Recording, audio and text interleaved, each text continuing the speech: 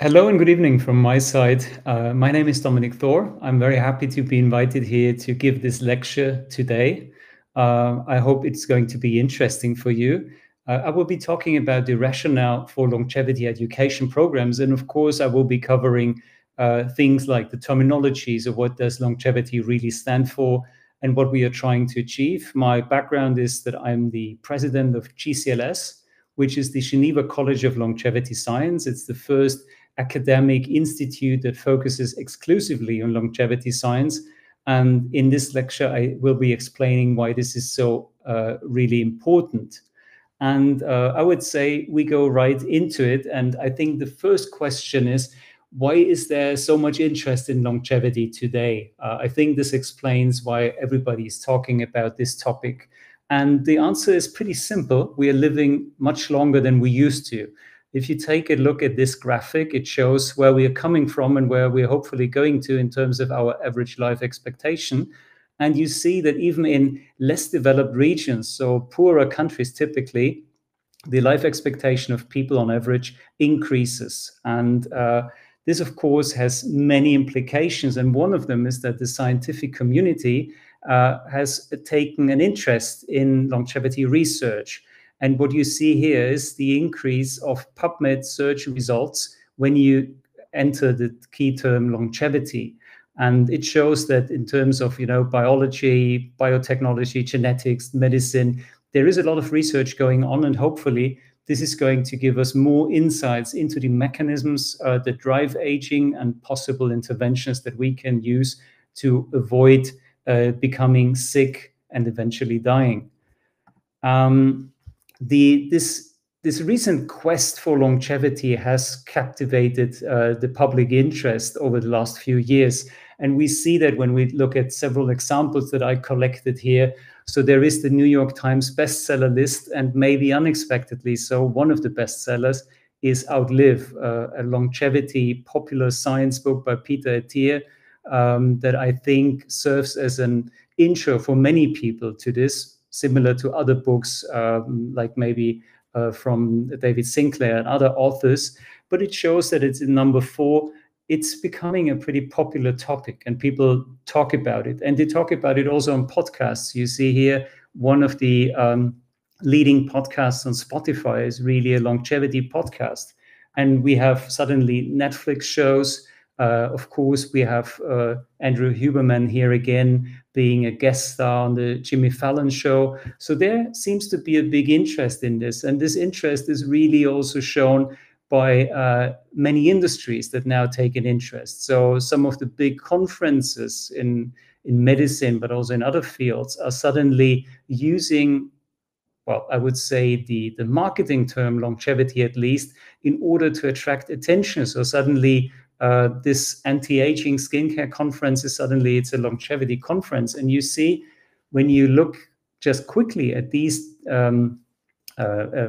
excerpts from magazines and newspapers, that the big companies in the beauty sector are suddenly all about longevity, whether it's Estee Lauder, L'Oreal, Nestle, Beiersdorf. So these are the big names with many of the most famous brands beneath them. They suddenly work together, buy longevity companies, work with the Stanford Center on Longevity. So they don't do it just out of curiosity. They do it because they believe that people are interested in this, and it helps them to sell more products. And the implications of us living longer, they are of course dramatic. So what you see here is what I find to be a very interesting look at how we lived our lives traditionally, right? So in the beginning, we typically learned, right? We learned a trade, a job, and we prepared for the time when we would work and earn money to eventually at some point, retire and live the last years that we have, hopefully healthy and without having to work. And this model has changed, as so many things in this more complex world that we live in. And I think to some degree it changes because we have more options, because we tend to grow older. We tend to grow older in a healthy manner, many of us at least, or at least in some parts of the world, where suddenly it's not just these 3 phases. Suddenly It's lifelong learning, which I'm a big advocate for. And you start with a career, maybe you shift your career, you take some time off to build a family, you go back. And full retirement is something that people, I think, in the future at least, and already now for some, will push, to the later stages of their long lives. So suddenly you are driven by purpose. Maybe you switch your career and do something that you're really interested in that you never had a chance to do. And this implication of living longer, of course, affects many things. So it requires us to think more about preventative healthcare to ensure that we are not just living longer, but doing so in a healthy manner.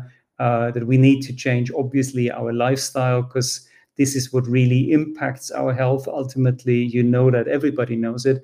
It's just a bit boring and hard to do, right? You know, you should eat clean, you shouldn't smoke, you shouldn't drink, you should get a healthy sleep. These are the important things that really work right now for everyone.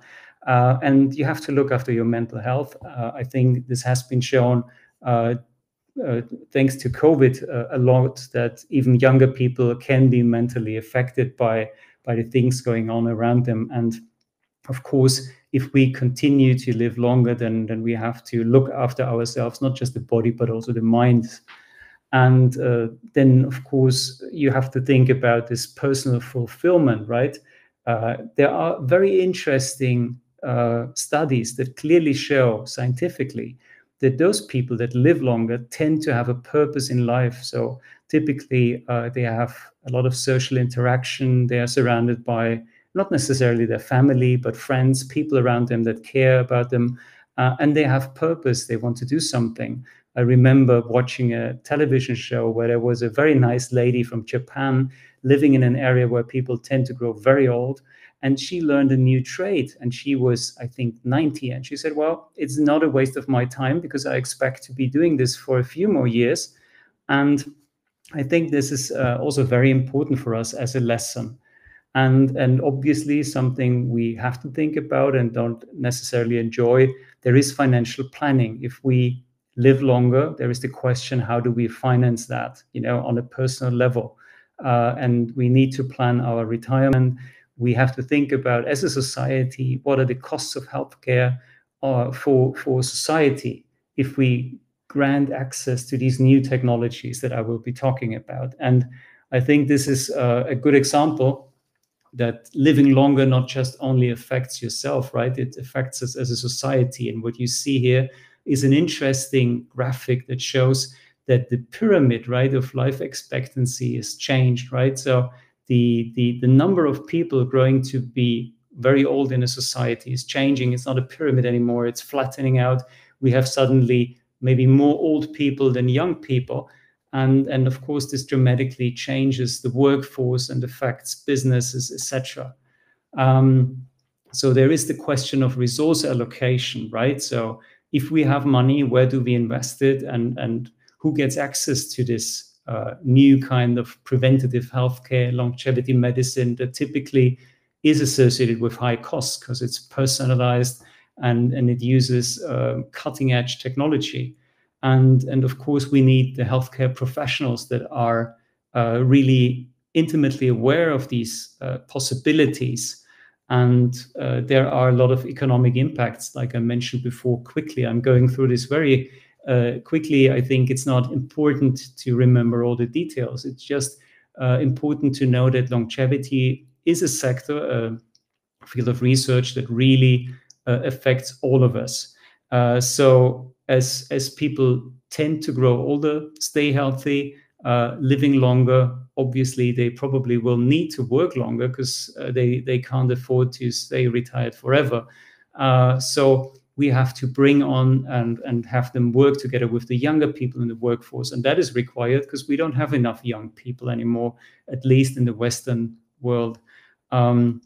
There are a lot of technologies that are going to impact this and hopefully help older people to age in a way that doesn't limit them in the way they enjoy their lives. And resource distribution, resources are always limited, so we have to think about how can we get the most out of it.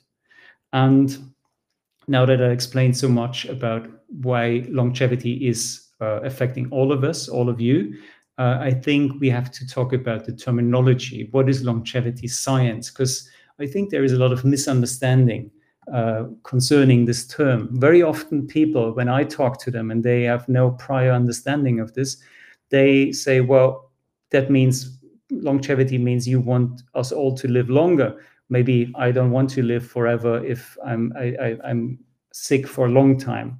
And this is this conception that is completely wrong. So longevity science is really about doing several things. It's more complex, right? It's not just about living longer. Ultimately, what you want to do is live longer in a healthy fashion. You want to extend your health span, and you want to ensure that your quality of life doesn't decrease as you grow older. You can stay fit, you can interact with your friends and peers and family, you can be part of their lives, and they can be part of yours. You can do all the activities, or at least in a similar fashion than you as you did when you were younger. You can continue to be active mentally and physically. So this is really what longevity science is trying to accomplish. And of course, this requires a complex approach on many levels, right? So it's going to require ultra personalized precision medicine. So not the standard sort of care that we are expecting today when we go to the doctor, but it needs to be tailored toward your individual needs, because you are completely unique from a genetic standpoint, from an epigenetic standpoint. I think we need intervention that really is tailored towards what you need. And obviously, this is unfortunately time intensive and therefore costly. Technological innovations are going to help us and will play a big role in this, whether it's them using them in order to generate data and interpret data with AI, but of course also as part of research and policy. Policy is a very important factor, because we cannot hope that people will benefit from the findings from longevity science if people don't get broad access to them. And definitely not last and least is education, because we need to make people aware of it, not just healthcare experts.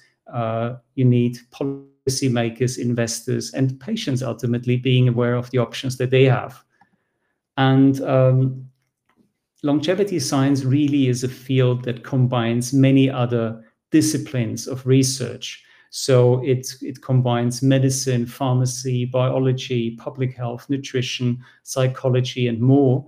And its goal is to increase your lifespan, but at the same time, increase your health span. So ideally, you live longer. And at some point, I think most of us expect to die, but you do so after what we call compressed morbidity, a very, very short time where you're on average sick and unhealthy, and until the longest part of your life, you can enjoy it. So this is really what we are trying to do.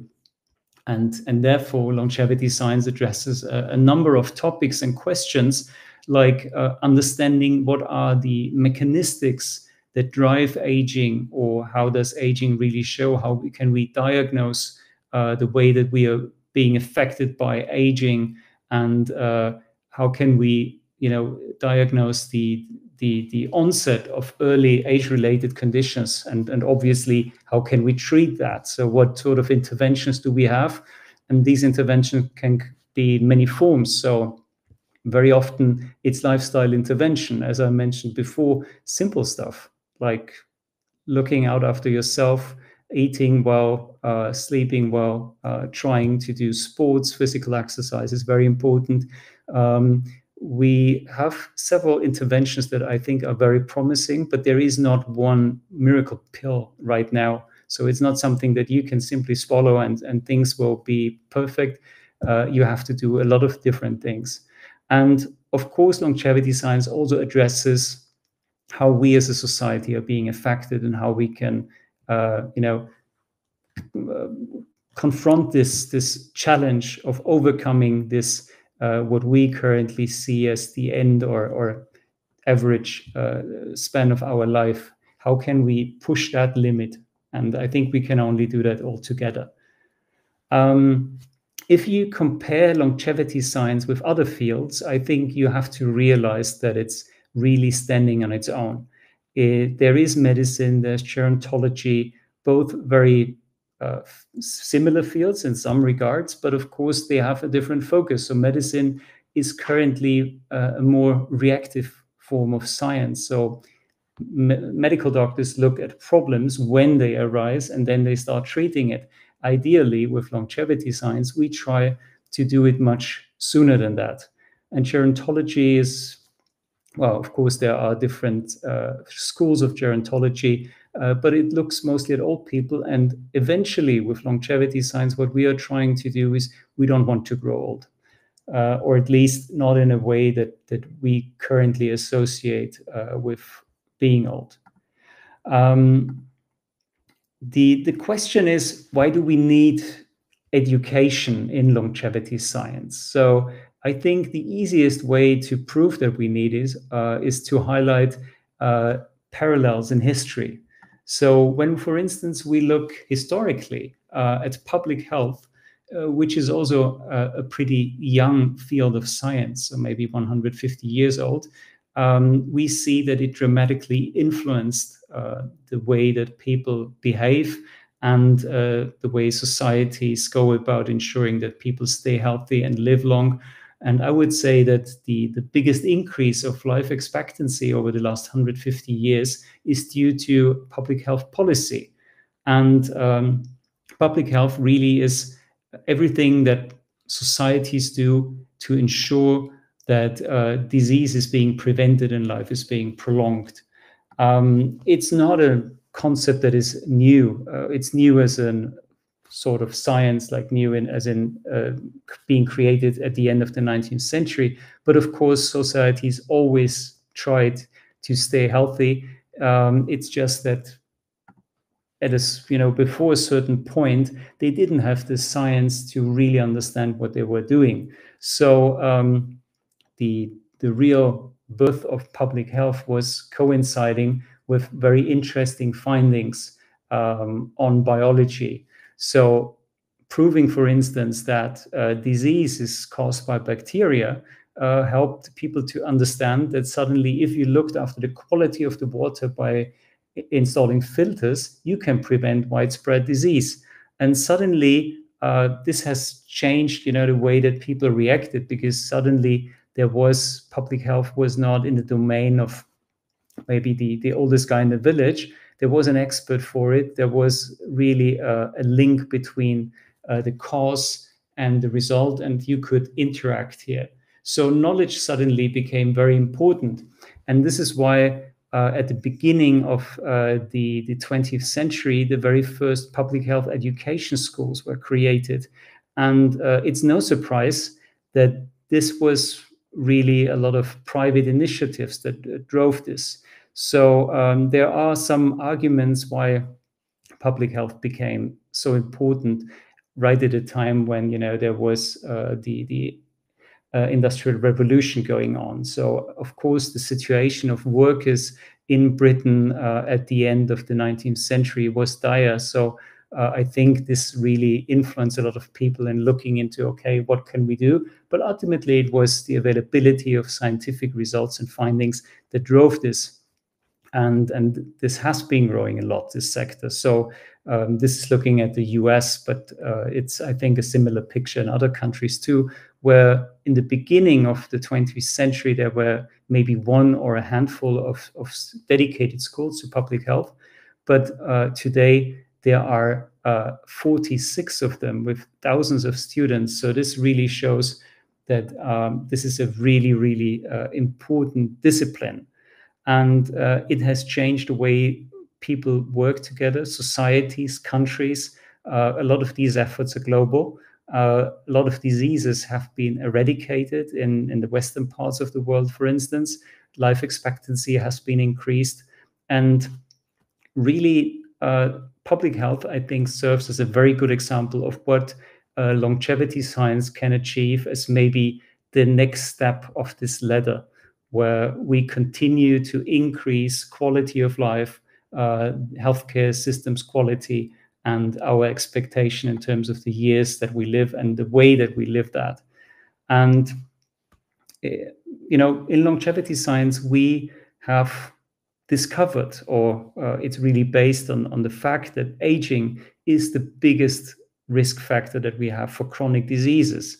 So whatever your lifestyle is, if you are very young, the risk of falling ill is considerably smaller than for a very old person that maybe does everything right. So age really is that driver and ultimately the reason for dying.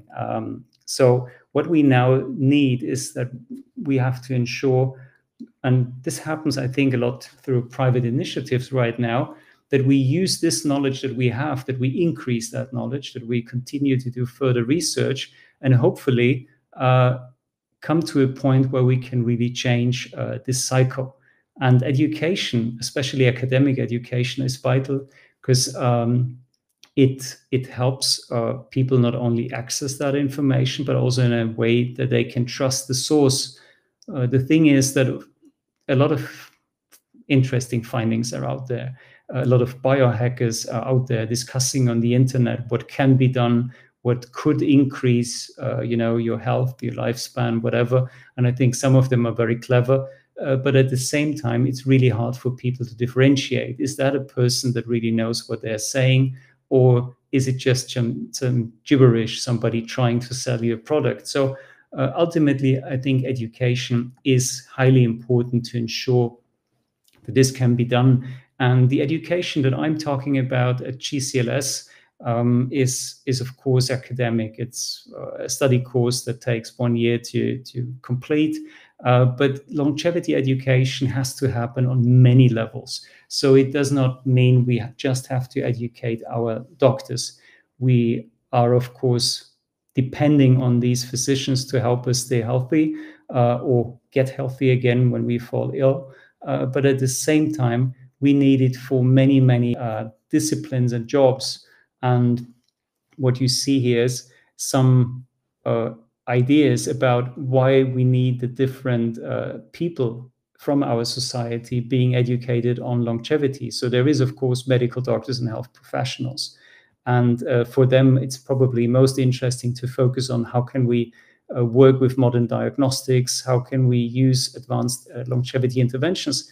But there are other fields too, so like health administrators and policymakers, because they ultimately determine whether you can easily access these new tools. And therefore, we have to talk about what policies do we need to develop to ensure that this translation of scientific findings into publicly available drugs or medical types of medical intervention can be facilitated. How can we allocate the resources that we have? We need money is a good term in this case. We also need investors being aware of the possibilities that longevity poses.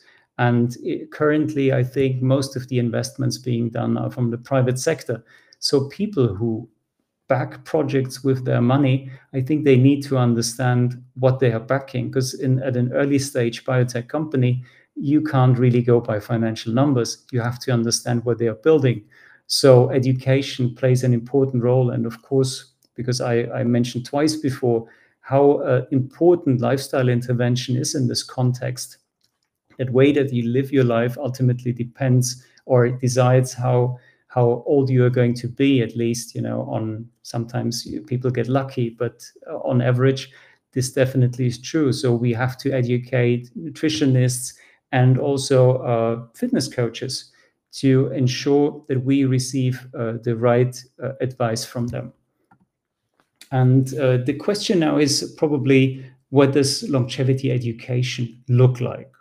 So I think that is an important topic, and I would like to take a little bit more time when we talk about it. So there are, I mentioned before, various disciplines that have to work together in order to ensure we get to a point where longevity science is really holistic.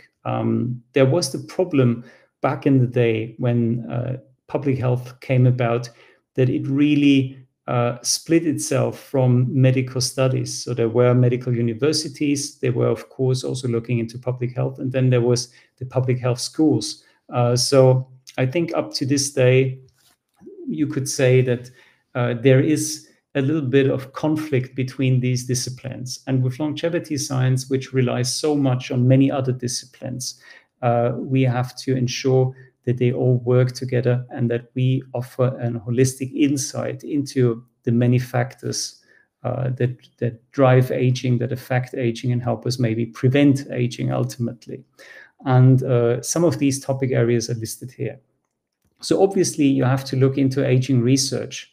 What are, biologically speaking, the reasons for growing older, and how does our body react to that? How are the changes in our organs, our brain, ultimately our cells as the smallest building blocks of our body?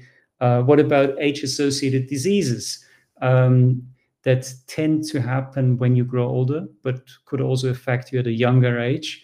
Cognitive function, obviously, being one that is one of the most dramatic or most important aspects of growing old in a healthy manner, because I think age-associated frailty, not being able maybe to do sports in the way that you did when you were younger, I think is probably easier for most people to endure than the thought of them becoming, well, dependent on others, not being able to communicate their needs, etc. So cognitive function is something that we definitely have to work hard to ensure that we still have it when we grow older.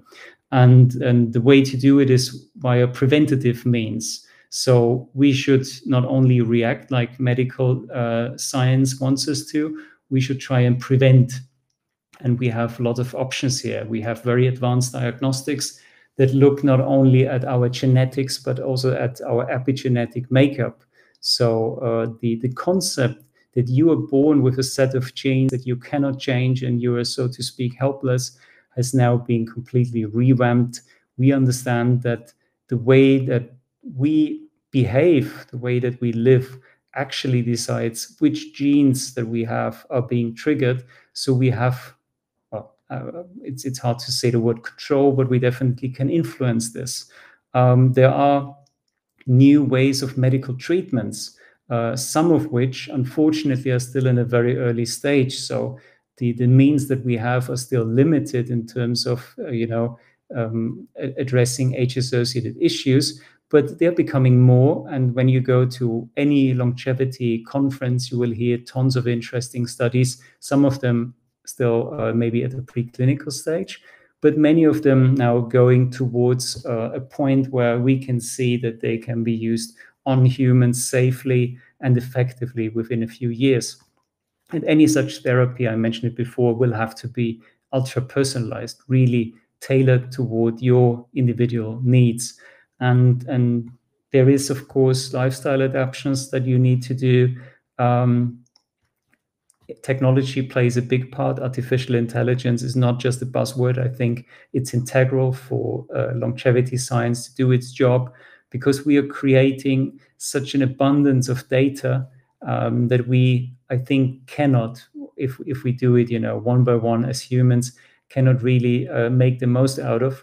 We need help and support, and artificial intelligence or machine learning in all of their forms are going to be hugely helpful for this, and already are. Digital health is just another important fact. Access to your doctors, linking smart homes to your doctors, having smart watches, etc. Assistive technologies where we have technology that helps people as they grow older in their daily lives. This is all very important, and of course, policy is also an important topic in longevity science education. As I mentioned before, policy is really what drives investment from the state into or making new technologies available through the healthcare system, maybe for free. Regulatory plays a big part. There is a lot of challenges that we need to overcome when we create new medical technologies and treatments. And there are tons of social dimensions that we need to take a look at. And well, maybe let me pick one out. So there is ageism, right? This is a term that describes the way that people that are older are confronted in maybe a negative way with their age. Imagine you're working in a company, you reach a certain age. I think this happens to many people, and suddenly people think you're not up for the job anymore. Maybe you are prevented from taking certain functions in the company. People don't think you're up for it in terms of productivity uh, or stress resistance. I think this is something that we need to overcome, because ultimately we are trying to ensure that people are still at a level where they can perform fully, even if they're older. So we have to ensure that also other people give them the chance to. And yeah, there are tons of educational challenges we need to overcome. This public misconception that I mentioned before about the terminology, that people understand that we talk about healthy longevity, not just growing older, living longer in a way that allows us, to be part of the community. We have to create awareness for longevity. Yes, there are these wonderful shows and books and interesting podcasts, but of course they are a drip in the ocean. We have to do more. We have to ensure that people are interested in this. Um, Funding is a big thing. There is, as we speak now, no public school for longevity science. GCLS is a private endeavor. Of course, universities are looking at the topic. I think some are a little bit limited by their mandates. If you're a medical university, you need to focus on medical aspects. And as we learned now, or I hope I got you to understand, longevity affects many factors, psychology too, and other things that maybe are not part of the curriculum of a medical university. And this brings me to the interdisciplinary challenges, right? Where we have to work together with researchers from other fields, understanding and valuing their contributions. Um, and this is this example of the challenges that we face if we don't work together in an orderly manner, right? So we don't want a split between longevity research and the other disciplines that we heard of before. When you go to a longevity conference, and I have the pleasure of going there regularly, you not only listen to highly interesting talks that lay out possible ways to treat age-associated diseases. You also get to realize, when you look at the people attending, that they come from various backgrounds. So you have those visionaries, people with a tech background, that you have the classical basic researcher coming from a university background, medical doctors that have understood and identified one of the problems of medicine being a little bit too reactive instead of preventative, and being unhappy about this.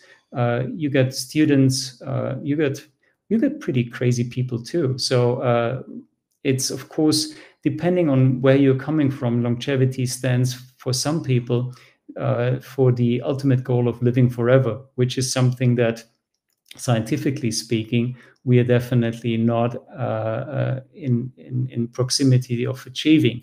But what we can do, I think, show very clearly with animal models, and now more and more with human data too, that the interventions that we have, the drugs, the molecules, they can impact your life in a dramatic fashion and change it for the better. And this is something that's really important. Um, there are more challenges, like it's a very young field of research. So when we talk about longevity education, there is no standardized curriculum, because it's not been around for a long time. I think at GCLS, we tried very hard to take a very broad approach to this topic. We intentionally did not limit ourselves to teaching just medical doctors. Of course, physicians are vital in this, but at the same time, I think we need to give other people also this important background information. there is a resistance to change. I think that is a huge problem to overcome. So traditionally, when you also look at the uh, WHO, the World Health Organization, and how they classify, diseases, then age still is not one. So there have been some activities going on. People, of course, many interest groups trying to ensure that we accept that age is ultimately causing us to die and causing many of these diseases, simply by statistical manner, showing that ultimately it's old people being affected. But there is still a lot of resistance to this, and I think it's the same for a lot of regulatory hurdles that we see. So I'm definitely an advocate for only using treatments, drugs, uh, any sort of intervention that has been shown to be completely safe and effective. And I think we have established very good methods for ensuring this by looking at this often from a preclinical stage, looking into animal data, and then ultimately doing tons of human clinical testing to ensure it's both safe and effective. But of course, there is still a difference in the regulatory of different countries. So suddenly we have stem cell treatments that are banned in Europe, are allowed in the Middle East, are banned in the US, are allowed maybe in South Africa or South America. I'm not saying this good or bad. It's just it's completely different wherever you go. You have supplements that have been used as supplements for many years in the US that are now probably going to be drugs from a regulatory perspective. There always have been chemicals in Europe. I'm talking about NMN, for example. And this, of course, makes it a bit difficult when it comes to education because you have to highlight it and you have to be aware of all of this. But this is something that is also ultimately our goal, right? We have insufficient expertise when you look at the people doing the teaching and of course then ultimately those applying these findings. And this is something that we want to change. And this is, I think, the point in time where I'm allowed to shortly introduce the Geneva College of Longevity Science and what we are doing as an example for a longevity education program. To the best of my knowledge, there is nothing like it around. There are other educational programs, thankfully so. I'm always happy to discover there are more than I initially knew. There are some that are available as short courses for medical doctors, maybe more of a pragmatic approach, trying to show, okay, these are the 5 diagnostics you need, and these are the interventions that we have right now. But as I said, we try to take a very, very broad approach to it. And we have identified 10 key areas that we cover within our curriculum in courses that you see here. Introduction to longevity science, ensuring that people that attend our study program and join it have a clear understanding of the biology of aging. That is really important because if you only accept physicians as students, then you can expect a certain level of biological understanding. But if they have a finance background, then obviously you have to start with things like what does a cell do, and why eventually you can rejuvenate a cell by bringing back its optimal functionality. And we look into medical/pharmaceutical intervention, the same as lifestyle intervention. And we look at public health, social and psychological dimensions of aging, because this is really also a big factor, right? So it's not, well, of course, there are actually some studies that show that if you feel young, then you are actually measurable younger from a biological perspective. So not chronological age, but biological age, which is very important. But there are many factors to it. And I think science needs to continue to look into it. So I'm sure you heard about the blue zones, and this Netflix series that I mentioned in the beginning also covers blue zones. And there is one in Greece where people tend to live very long, and there are many aspects to it. As you can see here in our study program, there are always many aspects. And the question ultimately is, okay, which aspect is the most important one? And is it directly this aspect, or is it actually something that is influenced by another thing? So one of the questions that we ask within these courses, and it's maybe not a dominant one, but I like to mention it because it's surprising to many, is, does religion affect longevity? And actually, yes, it can. So in one of these blue zones in Greece, people are very, very religious. They have a lot of fasting days. And what we know today, and it has been proven, that fasting is one key element that helps people grow older. And if you do so for whatever reason, maybe unconsciously, even if you don't look out for becoming older, but you do it out of religious reasons, it's going to help. There is in Buddhism actually a prayer for longevity. And that's interesting because when you expect to be reborn, some people may think you're not interested in living longer because you're going to end up in a healthy young body anyway. And there is a prayer, and it has been shown, like some kinds of meditation, to bring some biomarkers down in a positive manner. So there is a lot of things, a lot of ground that we need to cover. And this is why our executive master's degree, which is really built for professionals in the field, so people that have some pre-existing link to longevity, takes 1 year of study time. It can be done completely distance learning based.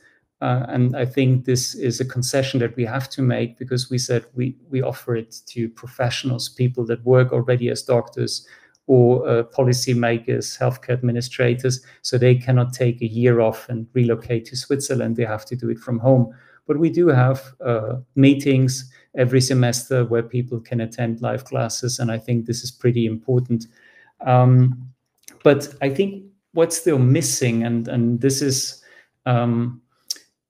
at this point, I think something what I look out for, and hopefully you guys too, and maybe somebody will highlight it to me. We need longevity's Hall of Man. And the Hall of Man is a concept you may not be familiar with. It was back in the 1930s when in the US, the Public Health Association was aware of the fact that there was a lack of knowledge among the American households when it came to public health and how their individual actions influence the health of the society. And I think already back then people understood that if you want to educate the masses, you have to do so in a way that's not too dry and entertaining. So they themselves looked towards, I think it was Germany, and created during the New York World Fair a health museum. They called it the Hall of Man, and it was essentially an exhibit where people got to understand how the human body works.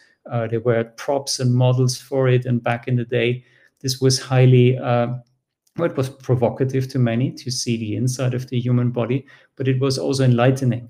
And it became a big hit during the World Fair and attracted more than 10 million, 11.5, I'm reading here, million visitors back then.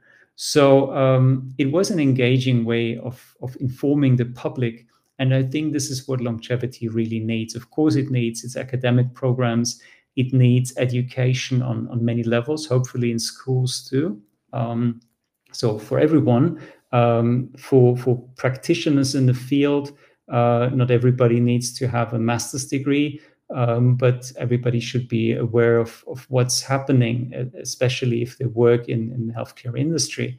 But for the broader audience, we need this Hall of Man, and it's going to be a podcast. It's maybe going to be a show, and could be that it's already out there. But it's definitely very, very important. And until then, we are very happy to try and spread the word. And this makes me come to the end of my short lecture here on longevity science and why we need education in this context. I would be very happy to answer any questions that you have. If you can't think of any now, please reach out to us at GCLS. We're always happy to engage with people interested in the field. We see it as our mandate, and it's our vision to make this knowledge more accessible to people. And I think you did the first step by attending today. So thank you very much.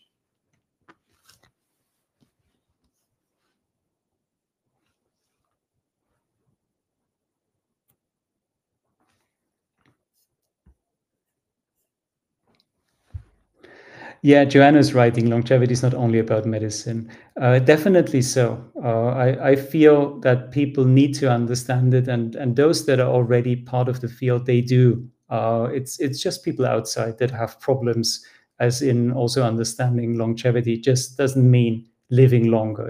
It means stay healthy and live your life. And I think everybody here is going to agree that ultimately it's not just the number of years that counts, it's the quality of these years. As with so many things, it's quality over quantity, but ideally it's both.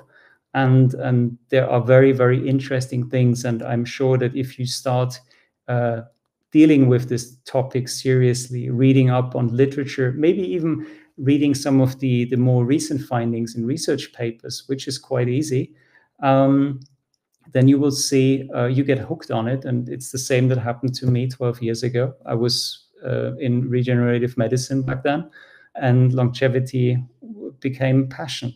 So is it possible to listen to your other lectures somewhere? Well, yes, but that's GCLS. So I would be very happy to have you as a student.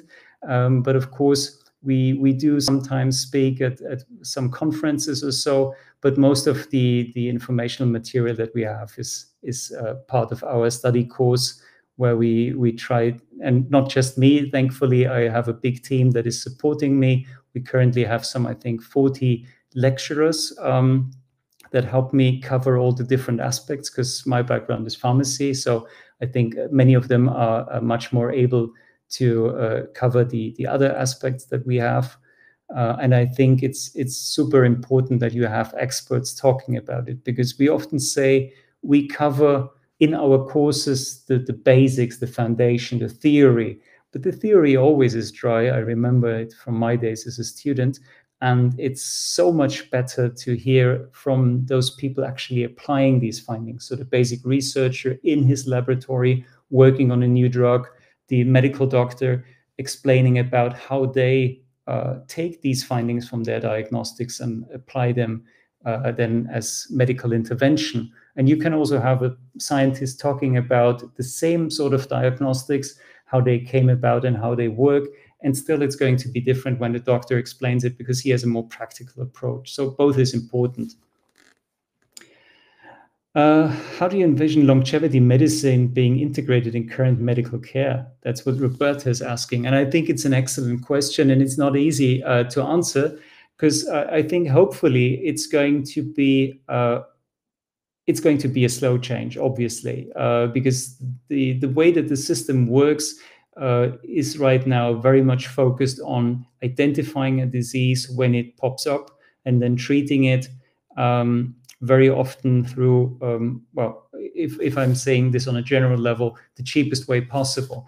With longevity science, it's a bit like internal medicine, where you have to take a lot of time to check your patient, right? So it's long talks about the way they live their lives, how their family, maybe some genetic predispositions are look like. You have to do a lot of additional diagnostics that are not part of the current medical care, epigenetic testing, and other tests that are coming up. So I think for the time being, and this is what we see with longevity medicine or clinics that pop up everywhere, we have quite a few of them in Switzerland. There is another hub in the UAE, the Dubai especially. These are things that people pay for privately, and they don't come cheap, because the doctors, they invest a lot of time in this. And I hope that we will have actually guys from finance helping us understand that if we invest this money early on, it will save us so much more in the end. So my hope is that it's going to be part of the current medical care system. But I think we need to overcome some hurdles. So first of all, we need to have the medical world accept that age is a disease, as in it's causing problems for the body, and ultimately it's something that we can, well, maybe not cure, but definitely can alleviate these problems. And we have to have these people making the decisions, and they are not doctors, they are typically in the healthcare administration, have to understand that we are facing a situation where people get older, where we have not enough children to look out for us when we grow older. There's probably not even enough, cheap labor from foreign workers being able to do so. So we have to stay fit and look after ourselves, and we can only do so by having a very personalized precision medicine preventative approach that is longevity. And you don't have to call it that way if you don't like the term, because some conservative guys, maybe they feel threatened by us saying, okay, we need to change everything. We just need to change a few things, and then ultimately it's going to it's going to be all right. The good thing about the world that we live in, that people are ultimately interested in making money, and I think that the pharma industry has understood that if you have a cure for aging, or a good cure for those age-associated diseases, you're going to make a ton of money. So obviously, I think we will see gradually a shift in getting more attention to this topic, more money funneled into research. But right now, it's not enough money, it's not enough attention, and it's definitely not enough education, because people are still talking about it and misunderstanding basic concepts.